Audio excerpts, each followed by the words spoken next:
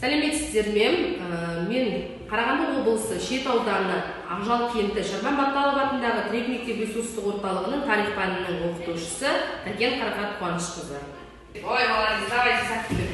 Жарайсыңдар, сәттілік, сабаққа сәттілік. Ой, молодец, сабақтарда сәттілік. Маған барлығыңыз топтасып, яғни барлығыңыз емес, бір топтан екі оқушыдан шығайықшы. Әр топтан екі оқушыдан шығайық. Сіздердің мақсаттарыңыз топ басшысы және де бір оқушы керек. Бір минут уақыт ішінде қандай шығар, соны айтамыз. Аға, теспейміз, мына жерде суреттерге. Тез-тезден құрастырамыз. Тездетейік. Тездетейік. Құрастырамыз. Сіздерде сонымен не шықты? Қыз бен жігіт не істеп жатыр? Жоқ. Алты бақан. Енді сіздердің топтарыңыздың аты алты бақан. Жайғаса берсеңіздер болады. Шықты. Енді сіздердің топтарыңыздың аты шаңырақ деп аталады. Түсікті ғой, шаңырақ, отыра қойыңыздар. Келесі сіздерде не нәрсеге қатысы бар? Мал мен неге? Мал шаруашылығына қатысы бар.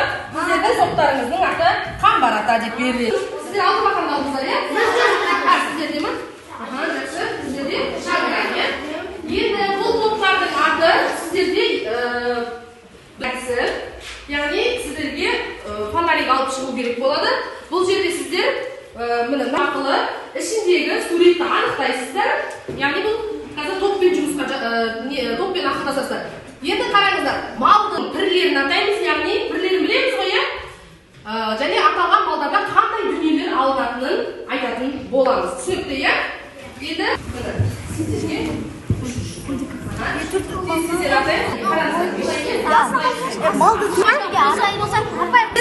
тақтада берілген скриптор бойынша сіздер қазір алдыларыңыздан шыққан суретті қалауларыңыз сіздерде шыққан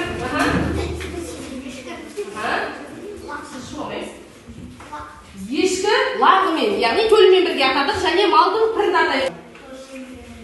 Не аламыз? Жақсы тағы күш аламыз. Табы сақтайық. Бірге атаймыз. Жоқ. Келесі бірін айтайық. Күйеден. Аспаймыз. Түбітінен киімді оқимыз. Жақсы, отыра қойыңыздар. Келесі. Жылқы құлынмен бірге. Қамбар ата, жақсы. Одан кейін малдан қандай дүние алынады? Қалжая, қазы, қымыз. Жақсы. Тағы? Тері. Баба. Зеңгі баба дедік, жақсы. Сүт, тері, ет, құрт. Киіз. Жақсы. Бірінші, бұлай айтайық, иә? Бірінші суретте не көріп тұрмыз? Әптерімізді ашайық. Бүгінгі тақырыпты ашайық. Ежелгі көшпелілердің материалдық мәдениеті. Әптерімізді ашайық. Тесілерді ашамыз. Ежелгі көшпелілердің материалдық мәдениеті. Тестеден жазып алайық әптерімізге. Ол міндетті түрде қазір бізде видеороликте кездесетін болады, иә? Бейнероликте. Бірінші сөзіміз ол қанат, яғни керегенің әр бөлігін атайды. Бөлігін айтамыз, иә?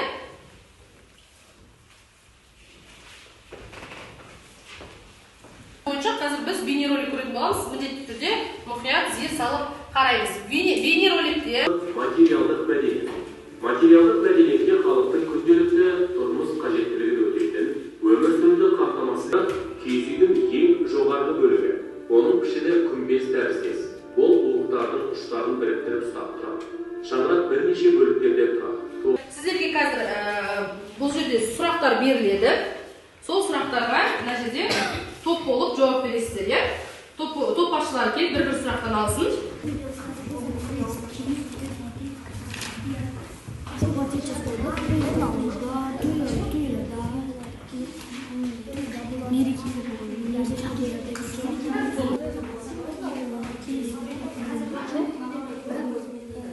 Оларды мерекелерде қазақтың мерекелерінде қандай киіз үйде тұратын халықтар бар ма? Қазіргі заманда киіз үйде тұратын халықтар жоқ, бірақ оны қазақтың мерекелерінде қояды. Жақсы. Бүгінгі күні киіз Қазіргі күні киіз үйді мысалы қазіргі этноауылдарда мерекелерде тойларда көруге болады. Киіз үйдің қажеттілігі бар ма? Иә, оның қажеттілігі бар. Өйткені ол қазіргі үлкен кісілерге өмір сүруге керек және оны астарға қолданады. Жақсы, астарға қолданады. Және де мына жақта Нұрали мен Айзере сөйледі, кім сөйледі, иә? Нұрали. Қазіргі бұл жерде сіздерге ежелгі киіз үй мен қазіргі үйдің құрылымын анықтауымыз керек. Яғни орындарына сәйкестендіріп қоюымыз керек, иә? Әр топтан бір оқушыдан шықсыншы.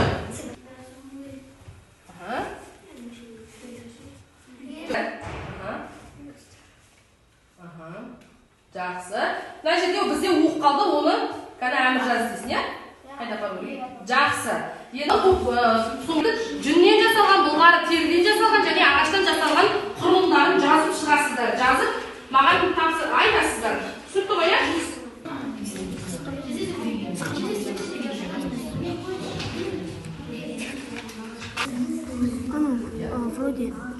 Қанат, киіз, түндік.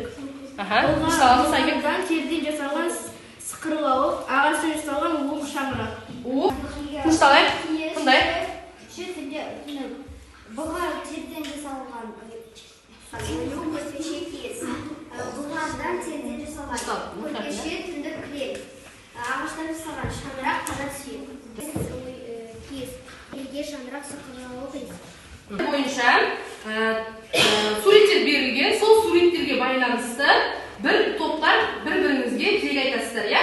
Қамбар ата тобынан бастаймыз. Қамбар ата тобы шаңыраққа айтады, шаңырақ Алтыбақаға, Алтыбақан Қамбар атаға тілек айтады. Жақсы. Шаңырағыңыз шайқалмасын, құламасын дейді. Жақсы. Жақсы, тағы қандай тілек айтамыз? Біз кеңейсін деп, яғни қазақтың ұлттық ойыны. Иә? Жалпы қаламы дегеніміз не? Жаңа сіздер бейнеролик көрдіңіздер, сол жерде ұзын ағашы, яғни керегенің тор көздері, немесе киіз үйдің ағаштан жасалған жарма есігі. Оқтың ұшы дейді, яғни жаңа айтылды. Кілем дейді. Кілем деп берілді, киіз, алаша деп берілді. Алаша деген қыздар, қатеге мойымаймыз. Киіз үйдің айтамыз.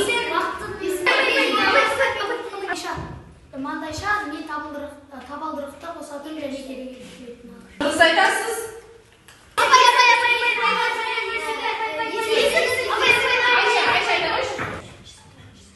Айша, керемет. Келесі қалай түсінеміз?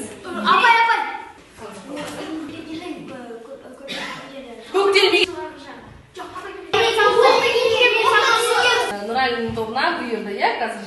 Мені үйретіп жазайын, иә? Білеміз, енді мен ауыздық деген бар, тұрақтары қалай айтылады? Сәтілдір мені кейін.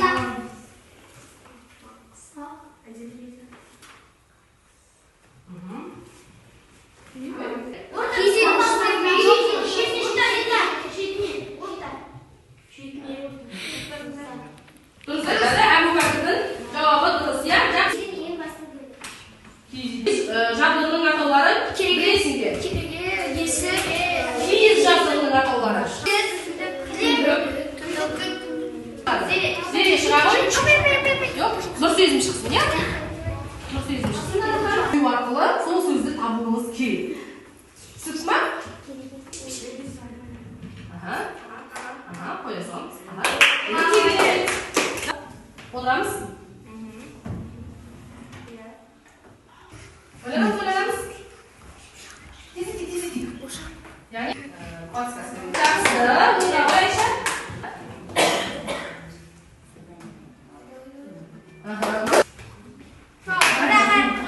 Қалай?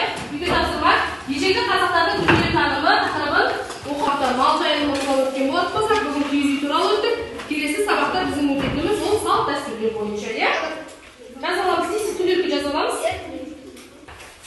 Кері байланыс ретінде сіздер қазір өздеріңіздің ой пікірлеріңізді ұнамады және комментарий дейді ғой, иә?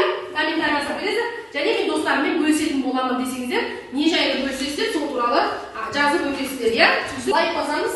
Білесіздер ғой, лайк басу, иә? Одан кейін екіншісі сақтап алдым өзіме. Комментарий жазамын. Jadi ne üçüncüsü? Yani bugün sabah boyunca bir yüzde sakla aldım. Bundan bir başlayalım.